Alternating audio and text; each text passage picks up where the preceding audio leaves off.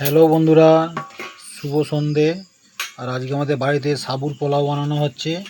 আর সাবুর পোলাও বানানোর জন্য আমরা প্রথমে সাবুটা নিয়েছি, ধুয়ে ভালো করে নেওয়ার পরে 3 ঘন্টা ভিজিয়ে রেখেছিলাম, খুব ঝরঝরেভাবে ভিজে গেছে।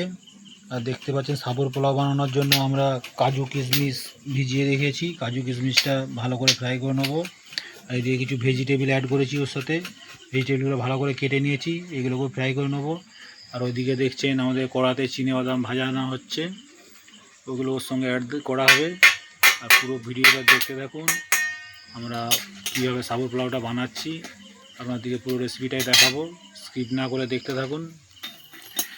তো বন্ধুরা, সাবুর পোলাও বানানোর জন্য প্রথমে চিনেবাদামগুলোকে আমরা লো ফ্লেমে ভেজে নিলাম লাল লাল করে। তো সাবুর পোলাও বানানোর জন্য আমরা প্রথমে কড়াতে সাদা তেল দিয়ে দিয়েছি, আপনারা চাইলে ঘিও দিতে পারেন। তো আমরা সাদা তেল দিয়ে আমরা কাজু কিশমিশগুলো ভালো করে ভেজে নেব। আপনারা লো ফ্লেমে কাজু কিশমিশগুলোকে ভালো করে ভেজে নেবেন। ফিরে এলাম 2 মিনিট পরে, আমরা খুব কাজু কিশমিশগুলোকে ভালো করে ভেজে নিয়েছি, এগুলোকে তুলে নিচ্ছি।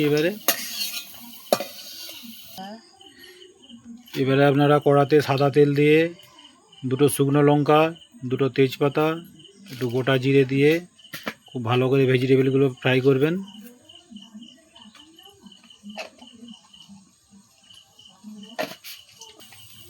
এর মধ্যে এখন আমরা ভেজিটেবিলগুলো অ্যাড করে দিচ্ছি, খুব ভালো করে 5 মিনিট মিডিয়াম ফ্লেমে আমরা ভেজে নেব।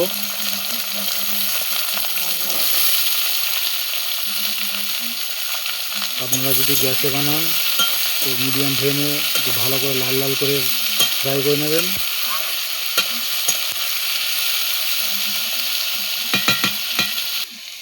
তো বন্ধুরা, ফিরে এলাম 10 মিনিট পরে, খুব ভালো করে আমরা এগুলোকে ভেজিটেবিলগুলো ফ্রাই করে নিয়েছি।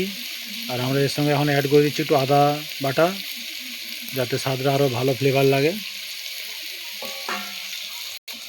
বন্ধুরা, আমরা এর সঙ্গে আরও কিছু একটা অ্যাড করে দিচ্ছি কারি পাতা, যাতে আরও ফ্লেভারটা আরও ভালো লাগে। এবারে আমরা এর সঙ্গে সাবুগুলো দিয়ে দিচ্ছি, যেহেতু সাবুর পোলাও খুব ঝরঝরে করে আমরা সাবুগুলোকে ভিজিয়ে রেখেছিলাম, সাবুগুলো অ্যাড করে দিলাম, দিয়ে মিনিট 5 নিয়ে নেব।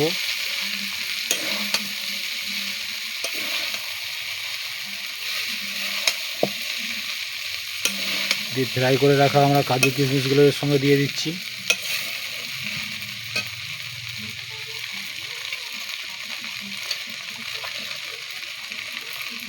আমরা এর সঙ্গে কাজু কিশমিশ আর চিনিবাদামগুলোও দিয়ে দিলাম একসঙ্গে।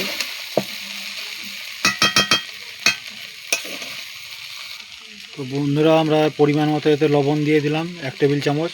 আপনারা যেমন পছন্দ করবেন সেরকম স্বাদ মতো লবণ দেবেন। তো বন্ধুরা, আমরা এর মধ্যে এখন 1 টেবিল চামচ চিনি অ্যাড করে দিলাম, যেহেতু নিরামিষ রান্না একটু মিষ্টি মিষ্টি হলে ভালো লাগবে। আপনারা যেমন প্রয়োজন সেরকম চিনি দেবেন।